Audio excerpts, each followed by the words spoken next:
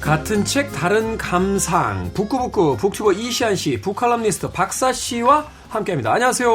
네, 안녕하세요. 자, 오늘 기대되는 작품입니다. 모처럼 다시 SF 소설을 읽어보는 시간입니다.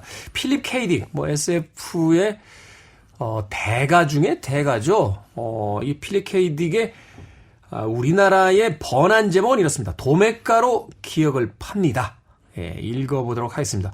아마도 이 원작의 제목은 익숙하지 않으시더라도 이 원작을 가지고 만든 영화는 아마 한 번씩 보시지 않았을까 하는 생각이 들어요. 아놀드 슈왈제네거의 그 주연으로 한 번 영화 만들어졌었고 콜린 파렐 주연의 또 리메이크작이 있었습니다. 영화 토탈 리콜입니다.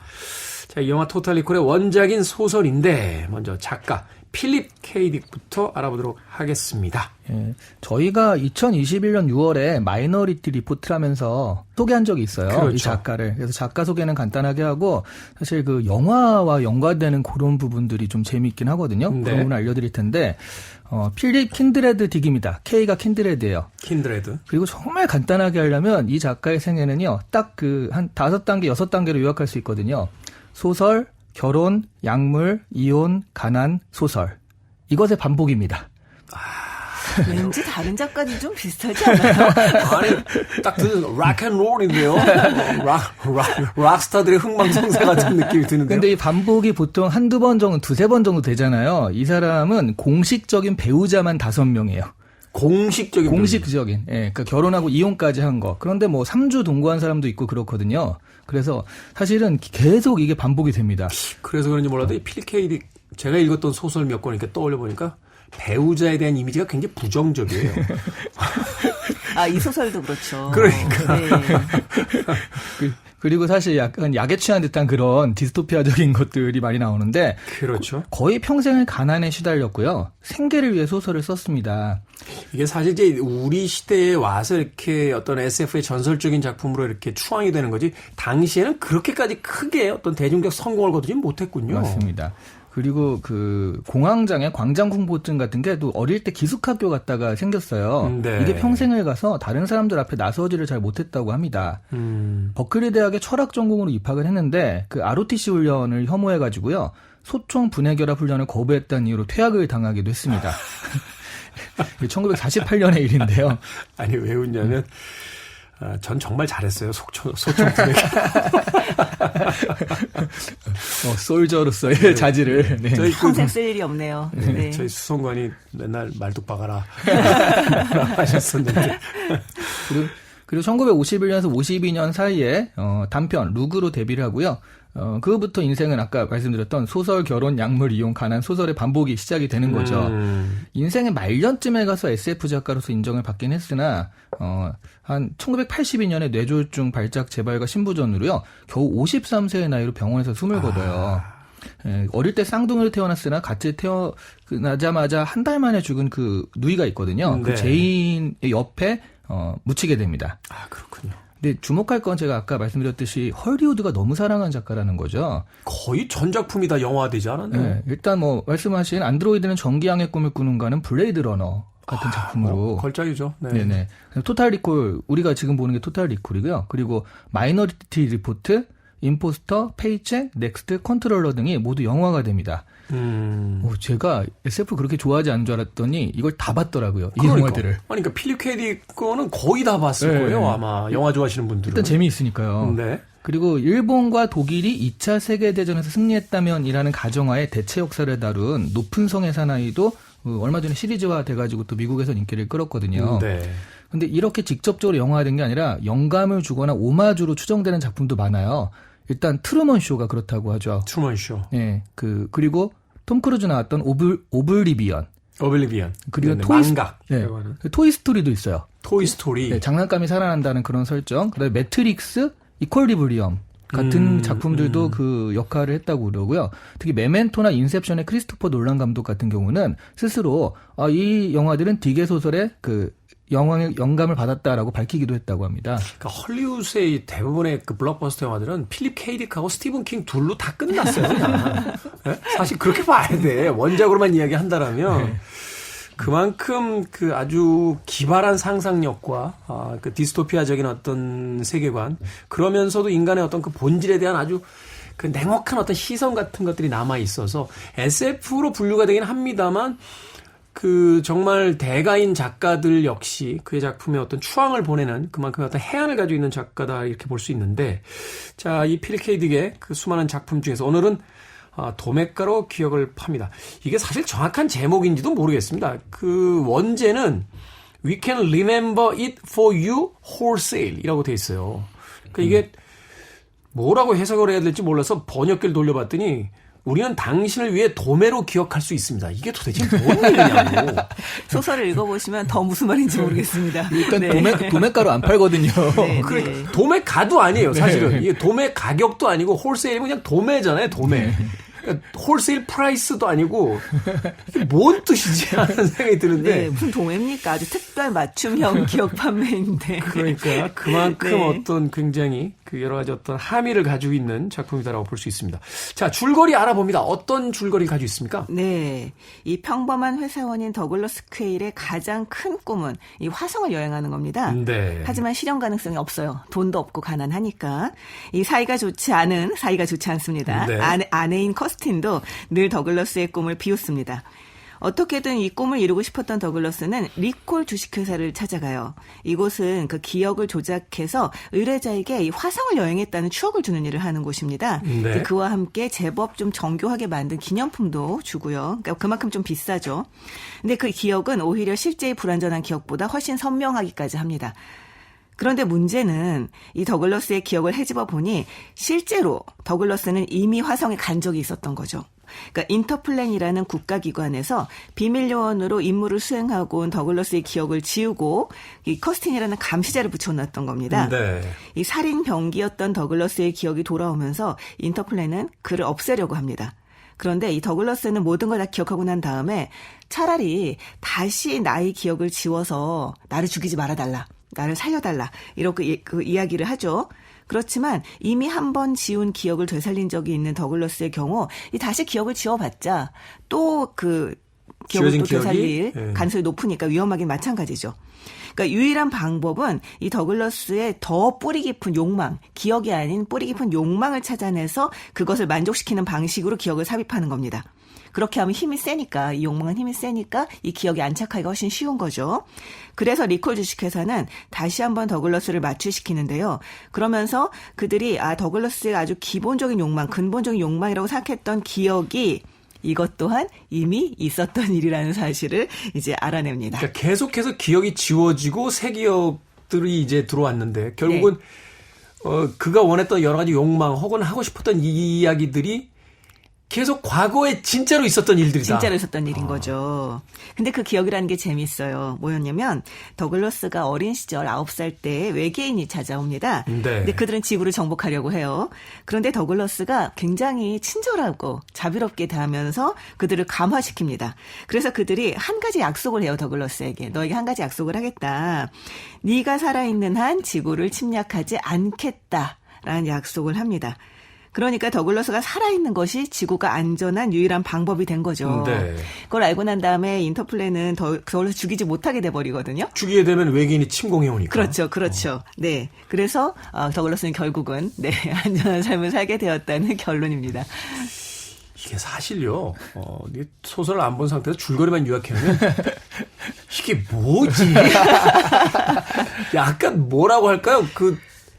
그림 형제 동화 같은 느낌도 좀 있고. 네. 그렇죠. 그리고 소설을 봐도요. 사실 우리가 이 소설보다는 먼저 토탈 리콜 영화를 보고 보잖아요. 그거는 사실 외계인까지는 안 가거든요. 거기 기억까지는 안 가죠. 네. 그러니까 그 이중 스파이였다. 뭐 그 정도까지 하고 그리고 또 명작으로 남는 게 그게 과연 진짜냐 가짜냐라는 그런 은근한 그 오픈 열린 결말 이런 걸 주잖아요. 마지막에 가게 되면 그것 역시 이입된 것이냐 아니면 진짜로 그 있었던 기억이냐 여기에 대해서 막 열려 있죠. 네. 그러니까 그런 걸 보다가 갑자기 이걸 보니까 외계인이 나오고 그래가지고 처음에는 뭐지? 받아들이기가 되게 힘들더라고요. 일단 화성을 안 가요. 그러니까 화성까지는 그렇다고 쳐요. 근데 네. 약간 뭐 설치류 외계인인가 뭐 나오잖아요. 되게 네네네. 이게 뭐지? 그러면서 이제 생각을 하게 되는데 사실 우리가 영화를 먼저 봤기 때문인지 몰라도 영화에서 나오는 어떤 화려한 액션 씬이라든지 그가 어떤 자신의 이제 운명을 말하자면 되찾기 자신의 삶을 되찾기 위해서 이제 그 반란군들과 어떤 연합해서 이제 싸우는 어떤 모습이라든지 이런 어떤 드라마틱하면서도 굉장히 그 스펙타클한 네. 어떤 서사적인 형태들이 막 펼쳐지는데 소설에서는 그렇지는 않단 말이에요. 그냥 이 사람이 가진 과거 기억, 하나 지웠는데 또 있네. 막 이러면서 그런 형태들만 이제 계속 나오게 되니까. 네, 더글러스가 사실 그 기억을 되살리고 난 다음에 그 비밀 요원들이 와서 죽이려고 할 때 이제 토탈 리콜 같은 경우는 거기에서 더글러스가 반항하고 그 화성으로 건너가는 그런 이제 그 방향으로 나가는데 여기서는 정말 냅다 항복하죠. 그러니까. 정말 냅다 항복합니다. 제발 죽이지 말아주세요. 나를 살려주세요. 다른 기억으로 저를 지워주세요. 막 이러면서 그렇죠, 나가니까. 그렇죠. 그리고 결정적으로 전 그 두 번째 그 토탈 리콜은 콜린 파렐 나왔던 그 네. 콜린 파렐 때문에 본 게 아니라 케이트 베켄세일 때문에 봤거든요. 케이트 베켄세이. 근데 그러니까 말하자면 그 여성 역할이 엄청 큰 거잖아요. 그렇죠. 예, 근데 여기서는 그 와이프가 잔소리 처음에 하고 그다음에 싹 사라져서 안 나와요. 그러니까. 이거 너무 차이가 나더라고요. 그런 부분이. 사실 폴 버맨의 그 토탈 리콜에서도 샤론 스톤이었거든요. 네네. 샤론 스톤도 굉장히 악역으로 나와서 결국 이제 정치가 들통나지 이제 남편을 죽이려는 어떤 굉장히 선이 굵은 캐릭터였고 케이트 베킨세일은 거의 끝까지 추적하잖아요. 그런 어떤 형태였는데 원작에서는 사실 이 아내의 캐릭터가 그렇게 기능하지 않아서 약간 좀 실망한 부분들도. 그러니까 한마디로 이야기하면 영화는 잊으시라. 네, 맞아요. 영화는 이 작품에서 가져온 이제 기억을 지우고 그 기억 위에 또 다른 기억을 입혔다라는 설정만 가져왔지. 네. 나머지 부분은 전혀 다른 작품이라고 봐도 틀리지 않는다 하는 이해가 될 것 같습니다. I want it. I need it. I'm desperate for it. Okay, let's do it. 김태훈의 프리웨이. 빌보드 키드의 아침 선택 KBS 2라디오 김태현의 프리웨이 북구북구 박사씨 이시안씨와 함께 오늘 필립 K딕의 도매가로 기억을 팝니다 읽어보고 있습니다. 자, SF 소설을 읽다 보면 너무나 당연한 것들이 이제 의심을 품게 됩니다. 이 작품도 마찬가지인데 사실은 이 기억이라는 것 이것이 얼마나 우리를 쉽게 속이고 우리를 왜곡시키는가 여기에 일단 포커스를 좀 맞춰야 될 것 같아요. 우리가 현실적으로도 사실 여러 가지 어떤 의료계의 그 연구 결과에 따르면 실제로 하지 않았는데 한 것처럼 착각하는 경우 혹은 했는데 전혀 다른 방식으로 기억하고 있는 경우 이런 경우가 많다는 거예요. 한 심리 그 전문가한테 이야기를 들었는데 우리가 왜 어린 시절로 막 돌아가고 싶다 행복했던 그 시절로 돌아가고 싶다라고 하는데 이게 다 거짓말이라는 거죠. 사실은 어린 시절에 좋았던 기억만이 몇 개 기억나기 때문인데 막상 그 시절에 가졌던 너무 힘들었던 기억들 아마 그 시절로 돌아가면 후회할걸? 이라고 하는 뭐 그런 어떤 기억의 왜곡 현상들이 이제 실제로 존재한다는 건데 그게 멀리 갈 것도 없이요. 여행 갔다 오면 사실 여행 가면 힘듦과 좋음이 반복이 되는 거잖아요. 네. 근데 나중에 이제 한 1년 있다가 그때 너무 좋았는데 하면서 좋은 기억만 딱 가지고 있잖아요. 여행지에 대해서. 그 사진에 좋은 것만 찍어놨으니까 그것만 쳐다보고 있으니까 좋은 기억만 있었다고 생각하지만 그렇죠, 그렇죠. 제가 쿠바 여행 갔을 때 정말 그랬습니다. 쿠바 여행, 거기 날씨는 지옥인데 네. 사진만 찍으면 예술이에요. 그 쿠바는 이렇게 대면 사진이 그냥 그렇죠. 화보야. 쨍하게 나오잖아요. 그러니까요. 손가락이 예술가요, 거기는 그냥. 그래가지고 그때도 기억이 하루가 끝나고 난 다음에 사진 정리할 때 막 욕하면서 했거든요. 이야, 진짜 너무 힘들었는데 사진은 왜 이렇게 좋아. 근데 지금 남는 건 사진만 있죠. 그렇죠. 네, 네. 그러니까 바로 이 조작된 기억들에 대한 이야기를 하고 있는 게 아닐까 하는 생각이 드는데 도대체 이 작품에서 이야기하는 기억이라는 건 어떤 의미일까? 이걸 좀 이제 추적해 보면 작품에 대한 어떤 비밀을 좀 알 수 있지 않을까 하는 생각이 드는데요. 근데 이 기억에 대해서 이게 철학적 논란이 하나 있긴 해요. 그 뭐냐면 그 로스쿨 뭐 이런 데서도 그 뭐 면접 문제 이렇게 나오기도 하는 건데 A랑 B가 있어요. 근데 A와 B가 의식이 바뀝니다. 근데 A는 원래 살인죄를 저지른 사람이고 그냥 B는 선량한 시민이거든요. 근데 의식이 바뀌어요. 그러면 살인죄를 저지른 건 A고 B는 선량한 시민이지만 살인죄를 저지른 의식은 B한테가 있는 거예요. 네. 그러니까 이게 지금 그럼 누구를 처벌해야 되느냐? 그러니까 그런 기억을 가진 B를 처벌해야 되느냐, 아니면 실제로 그걸 저지른 이 몸을 가진 A를 처벌해야 되느냐. 이게 말하자면 이제 윤리적 딜레마 상황에 빠지는 거예요. 그것을 어떻게 우리가 누구를 처벌하느냐에 따라서 이제 사람의 정체성이라는 게 기억이 먼저냐 아니냐 이런 것들이 나오는 거겠죠. 그러네요. 기억을 가진 자와 행위를 한 자, 과연 누가 이 실제적인 어떤 범죄를 저지른 사람이냐. 이게 윤리적인 어떤 그 딜레마 상황이 된다. 네. 근데 기억 같은 경우는 아까 말씀하신 조작할 경우가 굉장히 많다라고 말씀하셨는데 사실은 그냥 말 그대로 숨쉬듯이 조작이 되죠. 예를 들어 똑같은 일을 경험을 했다고 하더라도 당장 오늘 지금 둘이 같이 경험했더라도 둘의 기억이 완전히 다를 겁니다. 그렇잖아요. 마치 그 H 감독의 영화 보는 것 같잖아요. 그렇죠. 같은 그렇죠. 장면인데 남자랑 여자랑 기억하는 게 다르잖아요. 그렇죠. 그렇기 때문에 실제로 우리가 기억에 의존해서 뭘 한다고 하는 것은 사실 굉장히 위험한 일인 거고요. 절대적인 기준이라는 게 없죠.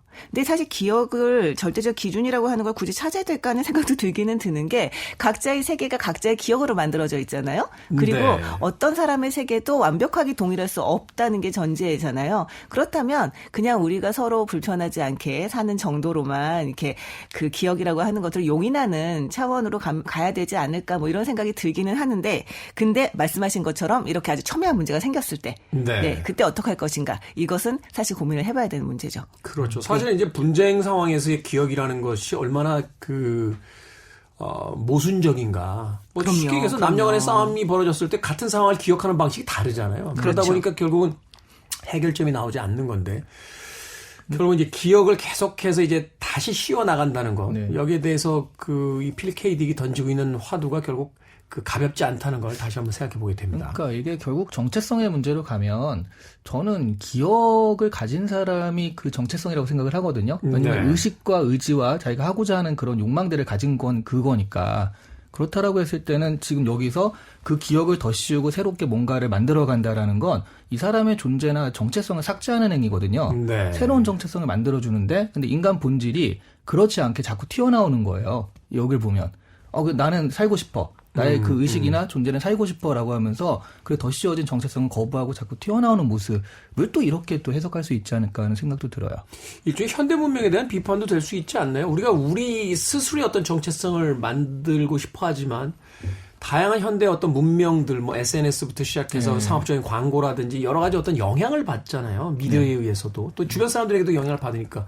그러니까 결국 내가 어떤 사람인지에 대한 부분들은 점점 감추어진 채 이제 이입된 어떤 이데올로기에 의해서 내가 이제 조작되는 듯한 그런 느낌을 받을 때도 있는데. 맞아요. 그렇게 해서 그렇게 조작된 자신을 자신이라고 믿잖아요. 예를 들어 방금 SNS 말씀하셨지만 뭐 인스타그램에다가 자기가 굉장히 뭐 멋지고 화려하게 살고 있다는 식으로 계속 전시하는 사람 같은 경우는 결국은 자기가 그런 사람이라고 믿게 되잖아요. 자기가 만든 기억에도 불구하고. 그런 거를 자꾸 화려한 걸 올려야 그걸 믿게 되는데 저는 맨날 인생이 뭐 이 모양이냐 맨날 이런 것만 올리니까. 근데 이게 건강한 거예요. 하늘 사진 하나 올리고. 사실 SNS에서 문제가 되는 게 그거래요. 그러니까 본인이 올린 화려한 일상과 실제 자신의 구질구질한 일상 사이에 갭이 생기잖아요. 네. 그 갭을 견디지 못해서 문제가 생기는 경우가 많이 있다고 합니다. 갭이 1도 없어요. 그러니까요. 올리는 게. 건강하십니다. 예. 이게 역설적인 건강함인 거죠. 삶은 되게 힘든데 삶은 되게 힘들어서 힘든 걸 올리면 건강하십니다. 라고 얘기하니까 참 어떤 상황으로 해석을 해야 될지에 대해서 쉽지는 않은 것 같습니다. 두 분은 어때요? 두 분에게 어떤 기억이 왜곡됐다라고 느꼈던 어떤 개인적인 경험담 같은 게 혹시 있으십니까? 기억이 왜곡된 거요?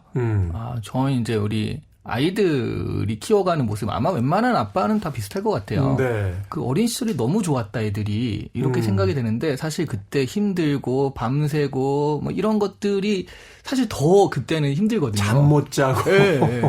근데 나중에 보면 그때 정말 애기들이랑 그런 게 아름답게 기억이 되는 그런 걸 아마 웬만한 부모들은 다 그런 왜곡된 기억을 가지고 있지 않을까 싶어요. 사실은 그렇기 때문에 아이를 키운다라고 그래요. 여러 전문가들에 따르면 아이를 낳을 때 엄마들이 겪게 되는 아주 극심한 통증 같은 게 있잖아요. 근데 인간이 통증을 제일 잘 망각한대요. 그래서 첫째를 낳아놓고 다시는 안 낳아 라고 하다가 둘째도 낳고 셋째도 낳게 된다. 그런 이야기를 하게 되는데 아마도 그 기억에 있어서 그 아픈 기억을 지우는 어떤 자기 방어 기전이 있기 때문에 네. 우리가 과거를 그래도 추억하면서 살 수 있지 않나 하는 또 생각도 해보게 되는데. 네. 아니, 근데 사실 저는 기억이 왜곡의 문제가 아니고 기억이 없어지는 게 문제입니다.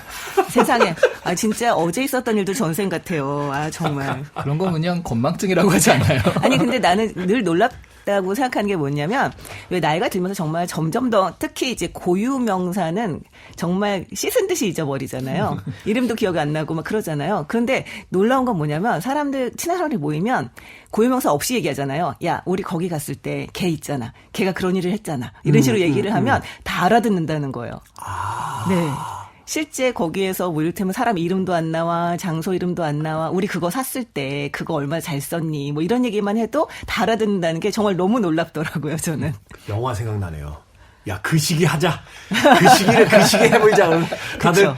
그 시기 해봅시다. 그래서 도대체 무슨 이야기인지 모르겠는데 자기들끼리 다 알아듣게 되는. 네. 그것은 사실 이제 기억을 공유하고 있고 같은 문화 체계 내에서 이제 코드를 공유하고 있기 때문에 이제 이루어질 수 있는 어떤 커뮤니케이션 같은 거잖아요. 맞아요, 사실은. 맞아요. 그렇죠. 네. 그래서 사실은 어떤 집단을 이야기할 때 집단의 어떤 그 정의가 뭐냐라고 하면 과거의 기억을 공유하고 있는 무리, 그걸 이제 집단이라고 부른다. 뭐 이렇게 이야기하시는 분들도 사실은 있어요. 그래서 우리가 항상 역사의식 같은 걸 자꾸 이제 교육시키고 그걸 이제 사회 구성원들에게 이제 알리려고 하는 것들이 그 과거의 어떤 기억들이 모여져 있어야 그것을 공유함으로써 이제 집단이 하나의 더 돈독한 어떤 결속력을 갖게 된다. 뭐 기억이란 건 정말 여러모로 정체성과 관련이 되네요, 진짜. 네. 그렇죠. 그러면서 본다면 이 필립 K. 딕의 도매가루 기억을 팝니다. 이 주인공이 겪게 되는 어떤 딜레마적 상황은 인간의 기억이란 과연 무엇인가에 대한 철학적인 질문을 극히 SF적인 형태로서 그 써내려간 어떤 작가의 놀라운 해안이 있다라고 다시 한번 생각해 보게 됩니다. Free your mind. I want to break free. Are you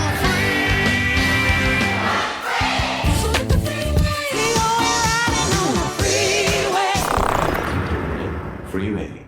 빌보드 키드의 아침 선택, 김태훈의 프리웨이, 북칼럼니스트 박사씨, 북튜버 이시안씨와 함께 북구북구 오늘 필립 K. 딕의 도매가루 기억을 팝니다. 읽어보고 있습니다.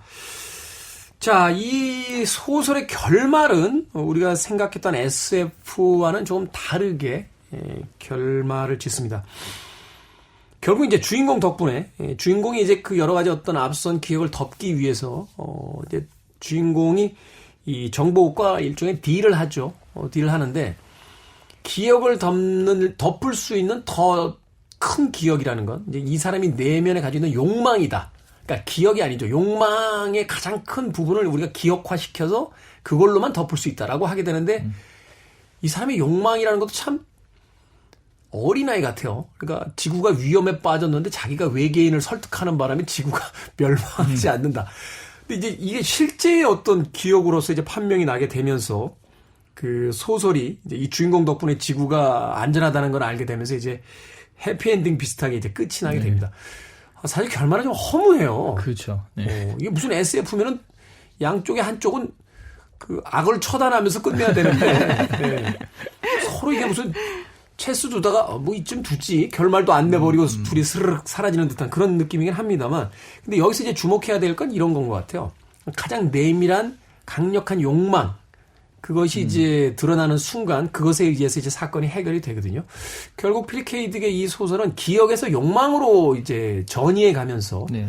소설의 주제가 전이해 가면서 이제 마무리를 짓게 된다라는 생각을 하게 되는데 네. 이 소설 속에서 이 욕망은 과연 그럼 또 어떤 걸 상징하고 있는 걸까요? 근데 그 말씀하신 그 장면에서도요, 결국 이 사람의 내면의 깊은 욕망을 들여다보자라고 해서 들여다봤더니 외계인한테 자기가 지구를 구한 얘기잖아요. 근데 네. 사실 그게 욕망이 아니라 기억인 거잖아요. 그렇죠. 그 기억이 욕망이 된 거잖아요. 이렇게 보자면. 그럼 우리의 욕망이라는 건 결국 이것도 기억에 의해서 만들어질 수밖에 없다라는 거죠. 내가 경험했던 거라든가 뭐 하늘을 나는 상상을 했다. 날 하늘을 날고 싶다라고 해도 무빙 같은 영화를 보다가 네. 난 하늘을 날고 싶다라고 이렇게 자기가 기억을 하고 경험에 의해서 나오는 것이 아닐까. 하늘을 나는 영화가 굉장히 많은데 꼭 무빙을 거론하시는 건 어떤 특별한 관계가 있는 건가요? 제가 어저께 봤거든요. 바로 어저께 봐가지고. 그러니까 그렇게 아까 그래서 그 말씀하실 때 제가 와 이건 정말 감탄스럽다라는 게 그 광고랑 연결시키면서 하시는 게 광고가 결국 그런 기억을 통해서 욕망을 심어주는 행위다 이렇게 생각할 수도 있거든요. 이 마케팅 용법 중에 왜 예전에 아이드마라고 배웠잖아요. 네네. attention, interesting, desire, 네. 그다음에 뭐 memory, action 뭐 이렇게 5단계로 나눠진다라고 하는 건데 보고 나서 흥미를 끌게 되고 욕망을 갖고 기억됐다, 결국 사게 된다. 네. 뭐 이런 그 이야기를 지금 하고 계신 거죠. 네네. 그리고 전형적으로 나는 전혀 생각이 없었는데 저녁에 예능 같은 걸 보다가 꼭 라면을 먹는단 말이에요. 그걸 보면 그 전까지는 라면을 먹을 생각도 없고 그런 욕망도 없었는데 보고 나서 먹고 싶다라고 해서 라면을 끓이고 있는 나를 발견하게 되는 거. 그게 재밌는 게 이런 거예요. 라면을 먹은 기억이 없으면 그 라면을 먹는 걸 보고 그렇게 먹고 싶다는 생각을 잘 안 해요. 맞아요. 제가 해외 그 여행 프로그램들 볼 때 느끼는 게 뭐냐면 해외 여러 가지 어떤 음식들을 보여주잖아요. 네. 재밌는 게 먹어본 적이 없는 음식은 아무리 소개를 해줘도 맞아요. 욕망이 잘 안 생겨요. 맛있나? 이렇게 생각하는데 내가 먹어봤던 음식을 너무 맛있게 먹으면 저거 먹고 싶은데 결국 이것도 욕망도 기억에 의해서 네. 조작된다. 왜 그 얘기 있잖아요. 그 다이어트에 대한 명언들 이렇게 모아놓은 거 보면 그 한 분이 그런 얘기를 했다고 해요. 네가 아는 그 맛이다. 네가 먹고 싶어 해봤자 네가 아는 그 맛이다. 먹어봤자 라고 얘기를 했다고 하는데 다들 그 말 듣고 하는 말이 먹어봤으니까 알지. 먹어봤으니까 먹고 싶지. 이렇게 얘기를 하는데 마찬가지 말씀이신 것 같아요. 근데 물론 이제 없는 욕망을 만드는 거 이를테면 그 광고나 뭐 이런 형태로 없는 욕망을 만들어서 그 욕망을 충족시키는 형태로 이제 가는 게 이제 자본주의의 어떤 기본적인 성격이잖아요. 네. 그렇기는 해도 저는 어쨌든 근본적인 욕망이라는 건 있다고 생각을 하거든요. 그러니까 이를테면 여기에서는 외계인으로부터 뭐 지구를 구하는 것이 이 아이의 이 사람의 더글러스의 기본 욕망이었는데 알고 보니 기억이었다가 되지만 아마도 더글러스의 더 근본적인 욕망은 구원자로서의 욕망이 있었을 거라는 거죠. 그러니까 구원자로서의 욕망이 있었는데 그것이 자기가 외계인을 만나서 지구를 구하는 형태로 이제 충족이 된 거죠. 충족이 됐고 그것이 그래서 아주 만족스러운 기본적인 기억이 되어 있었는데 그게 이제 어렸을 때 있었던 일이라 사라졌다가 그것이 이제 다시 드러난 형태가 된 게 아닌가. 그렇다면 우리가 없는 욕망을 만들어서 그걸 충족시킨다라고 볼 수도 있겠지만 어떻게 보면 그 아주 씨앗으로 있는 욕망들을 구체화시켜 보여주는 것. 사실 네가 원한 건 이거야라고 했을 때 그 씨앗을 가지고 있는 사람들이 그렇구나. 내가 가지고 있는 욕망을 이를테면 구체적으로 말하면 이렇게 충족이 되는구나라는 걸 알게 만드는 거. 그게 지금 현재 하고 있는 일이 아닌가. 광고나 이런 것이 하고 있는 아닌가라는 생각은 들어요. 야, 이게 또 복잡해지네요. 이게 닭이 먼저냐, 달걀이 먼저냐, 이게 욕망이 먼저냐, 기억이 먼저냐. 난 네가 진짜로 원하는 게 뭐야를 알고 있다라는 거 같은 뭐 이런 건데 사실은 그 이야기도 맞는 것 같아요. 그러니까 우리가 어떤 원초적인 소위 이제 뭐 수면욕, 식욕, 뭐 성욕 이런 어떤 가장 기본적인 욕망 속에 존재하는 것들을 끄집어내서 그것을 과거로부터 경험한 기억으로 환기시켜서 그걸 다시 욕망하게 만드는 어떤 순환 구조를 이제 만들어내요. 이게 이제 소위 이제 자본주의 상업 광고들이 이제 이야기하고 있는 그 어떻게 물건을 이제 사게 만드느냐, 행동으로 이어지게 만드느냐 이제 그 가장 핵심인 것 같은데. 자, 그렇다면 여기서 좀 순진하지만 좀 엉뚱한 질문을 좀 해보겠습니다. 이 필 케이들이 창조한 이 SF의 세계에서 이 주인공이 더글라스 케일이 이제 가장 깊은 내면에 가지고 있는 욕망이라는 건 이제 지구를 자기가 구원하는 어떤 구원 환상에 대한 부분이에요. 네. 근데 왜 설치류에 보잘것없는 케이들이 나와서 그것도 무슨 자기가 팔씨름을 해서 이긴 것도 아니고 그의 친절함에 감동을 받아서 이게 마치 무슨 노아의 방주나 구약 성서에 나오는 막 의인이 몇 명만 있어도 소돔과 고모라를 멸망하지 않겠다라고 하는 그런 어떤 구약 성서적인 어떤 그런 데서 출발하는 것 같거든요. 그 사실은 그 대목이 굉장히 저는 낯설기도 했지만 어딘가에 기시감도 있는 듯한 느낌이었어요. 굉장히 좋게 보셨는데요. 네. 저는 그냥 그렇게 생각했어요. 9살짜리 아이가 퇴치할 수 있는 대상이어야 된다는 거죠. 그러니까 더글러스가 선택하잖아요. 이 설치류들을 밟아 죽일 것인가 아니면 그들에게 이를테면 친절을 베풀 것인가 선택을 하게 하고 더글러스는 거기서 친절을 베푸는 형태로 이제 선택을 했는데 그 결과가 지구를 구하는 게 됐잖아요. 네. 근데 만약에 외계인이 우리가 알듯이 굉장히 힘이 세고 아주 강력한 존재들이었다면 9살짜리 아이인 더글러스는 선택할 수가 없죠. 거기다 친절을 베풀 수도 없고 그들을 퇴치할 수도 없잖아요. 그렇기 때문에 구원자가 될 수가 없는 거죠. 네. 약간 그 비슷하게 그 맥락에서 보자면, 그러니까 이 친구한테 친절을 베풀 것인가 아닐 것인가에서 가령 나보다 큰 상대한테 내가 친절을 베풀면 당할 수밖에 없잖아요. 강제적으로 친절을 베풀 수 있는데 이거는 말했듯이 뭐 밟아주기 수도 있는데 내 친절을 베풀었다라는 얘기는 이 친구는 정말 선의에 의해서 했다라는 얘기거든요. 약간 동화적 구성이죠. 네네. 그래서 지금 이 경우에는 사실은 이 친구가 정말 선한 사람이다. 이런 것들이 좀 드러나는 장치로 말하자면 보잘것없는 그런 상대를 선택한 게 아닐까 싶은 생각이 들어요. 그렇게 따진다면 이 필립 K. 딕이 창조한 세계에서의 어떤 그 플롯 구조라는 게 참 대단하다는 생각을 하게 되는데 그가 베푼 친절이 결국 그를 구원하는 형태의 결과로서 가져오게 되고 그의 앞선 기억은 사실은 화성에 가서 이제 누군가를 암살하는 어쌔신, 암살자의 역할이었는데 그의 더 오래전 과거의 모습은 바로 그 친절을 통한 어떤 공존을 모색했던 또 인물이었다는 거. 이런 구조들이 계속 맞물려 들어가면서 이 작품을 좀 더 입체적으로 만들고 있는 게 아닐까 하는 생각을 해보게 됩니다. 사실은 처음 읽었을 때만 해도 무슨 이런 SF가 있지라고 생각을 했었습니다만 이 이야기를 두 분과 함께 곱씹어 볼수록 이 필립 K. 딕이 창조해낸 세계가 참 여러 가지 어떤 다면적인 의미를 가지고 있는 여러 가지 어떤 주제를 가지고 있는 참 놀라운 세계구나 라는 생각을 해보게 되네요. 네. 자, 두 분의 한 줄 추천사 듣겠습니다. 그러니까 예전에 뭐 작가 책으로 발표하고 소설밖에 없었지만 최근엔 자신의 표현을 되게 다양한 방법으로 할 수 있잖아요. 그래서 콘텐츠를 만드시거나 크리에이터 분들 이런 분들이라면 정말 저는 필립 K. 딕의 이 소설뿐만 아니라 단편 소설 되게 두껍게 있거든요. 네. 이런 거를 읽어보시면 아이디어의 보고 벤치마킹할 수 있는 여러 가지 것들 베끼면 안 되고 어쨌든 그런 것들을 할 수 있는 굉장히 좋은 어떤 소재거리가 되지 않을까 추천드립니다. 네, 이 책 사시면 이게 단편 묶음집이라 네. 다른 단편들도 보실 수 있습니다. 네. 네, 아주 짧고 강렬한 작품입니다. 그리고 기억과 욕망에 대해서 다시 한번 생각해보는 계기가 되기를 바랍니다. 네. 네. 자, 오늘 북구북구 필립 K. 딕의 도매가루 기억을 팝니다 읽어봤고요. 다음 주는 추석 특집 BGM 관계로 북구북구 한 주 쉽니다. 그리고 그 다음 주에 아가사 크리스티의 그리고 아무도 없었다를 읽어보도록 하겠습니다. 두 분 명절 잘 보내십시오. 고맙습니다. 네. 네, 고맙습니다. 네, 감사합니다.